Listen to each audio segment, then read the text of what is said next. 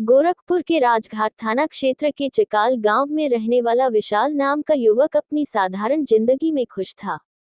वह मेहनती था और अपने परिवार का सहारा भी। गांव के लोग उसे समझदार और हिम्मती मानते थे, लेकिन उसके जीवन में एक अजीब घटना बार बार घटती रही। विशाल के घर के आंगन में उसकी मोटरसाइकिल खड़ी रहती थी।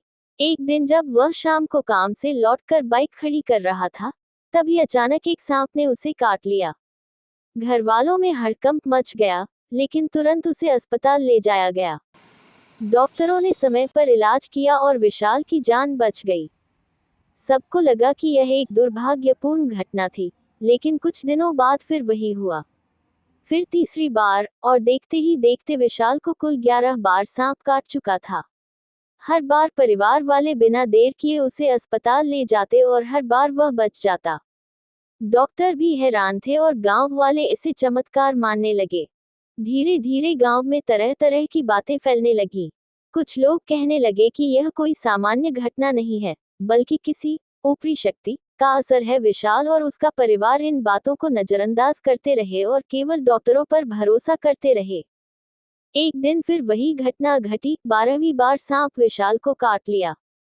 इस बार भी परिवार वाले घबराए, लेकिन तुरंत उसे अस्पताल ले गए। डॉक्टरों ने इलाज शुरू किया, लेकिन तभी कुछ गांव के लोगों ने परिवार को समझाना शुरू किया कि अब ये सिर्फ दवा का मामला नहीं है, ये झाड़ फूंक का असर है। परिजन दुविधा में पड़ गए। एक तरफ डॉक्टरों की सलाह थी, दूसरी तरफ गांव वालों का दबाव। आखिरकार डर और भ्रम में आकर उन्होंने एक झाड़ फूंक करने वाले को बुलाने का फैसला कर लिया। अस्पताल में भर्ती विशाल को बीच इलाज से उठाकर उस व्यक्ति के पास ले जाया गया। वह झाड़ फूंक करने वाला तरह तरह के मंत्र पढ़ने लगा, धुआं किया गया और समय बीतता गया। लेकिन विशाल की हालत बिगड़ती जा रही थी। जहर धीरे धीरे उसके शरीर में फैल चुका था। जब तक परिवार को अपनी गलती का एहसास हुआ और वे उसे वापस अस्पताल ले गए, तब तक बहुत देर हो चुकी थी। डॉक्टरों ने पूरी कोशिश की, लेकिन इस बार विशाल को बचाया नहीं जा सका। गांव में सन्नाटा छा गया। लोग अब पछता रहे थे कि अगर समय पर सही इलाज जारी रखा गया होता, तो शायद विशाल आज जिंदा होता।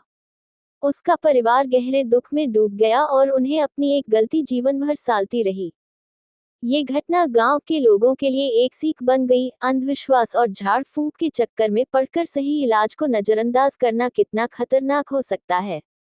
विशाल की कहानी आज भी लोगों को ये समझाती है कि संकट के समय भरोसा विज्ञान और सही चिकित्सा पर ही करना चाहिए।